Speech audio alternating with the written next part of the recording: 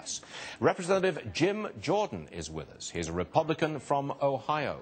I've asked everybody the same question, Representative Jordan, and that is, what do you think is the worst thing about the health care reform bill that you're going to vote against? Well, I think in light of what Congressman Stupak just announced, it's a sad day for unborn children. It's a sad day for American taxpayers. The deal that they cut is just plain wrong.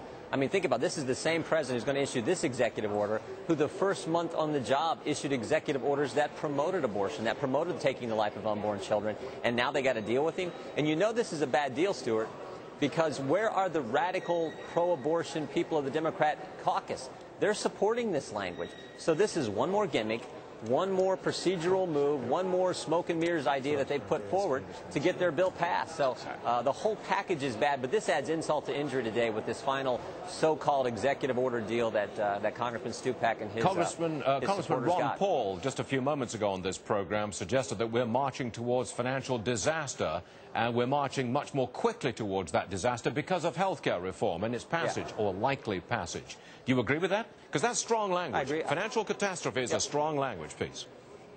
Stuart, think about it. Peter Orszag, I'm on the Budget Committee. Peter Orszag, the president's own budget director, came in front of the committee and said the budget they brought forward is unsustainable. So here's their expert, their guy, their budget man, saying the budget they brought forward is unsustainable because it is. You cannot run deficits at 8, 9, 10% of GDP and sustain that. You've got to get it down at least below 3. At some point, we'd like to actually get to a balance. I introduced the only balanced budget in Congress last year. We've got to get to balanced budget in those out years if we're going to put our country back on path. So Ron Paul's exactly right. This exacerbates an already troublesome, difficult situation, this health care bill. And as you point out many times on your show, the 10 years of taxes and the 6 years of benefits, the lack of dealing with the doc fix, there were all kinds of gimmicks that were put in this bill that the CBO can't really score accurately that make this bill add to the deficit and the debt problem. Congressman Jordan, hold on for a second. I've got with me Paul Howard with the Manhattan Institute. You follow the money.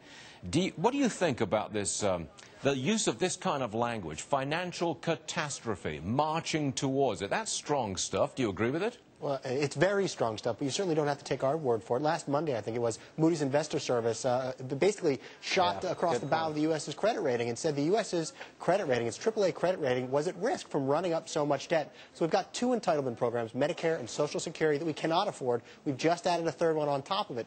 The question is not if, but when. When is the financial markets going to say, look, the United States is not getting its fiscal house in order, and there's going to be a severe market correction? Congressman Jordan, what can we repeal, reverse very quickly if this bill passes as expected today? Well, I mean, it's a huge question. What we got to do is go back to, you got to set the right baseline. You got to go back before the stimulus, before the bailout, set a baseline, go back to 2008 fiscal year levels, start there, and then begin to ratchet down spending in the out years. That's how you start putting us on the right path. To get that confidence back from Moody's that we need, put us on the right path, get us moving towards a balanced budget, get us moving in the right direction, and you'll see confidence come back. Right now, we're moving in the wrong direction. Congressman Jordan, I believe you have a no vote to register in the very near future, or maybe in the next couple of hours at least. Go make that no vote if you will, and we thank you very much for joining us today. Thank you, sir. Thank you. The rest of your screens, as you can see, the vote on the rule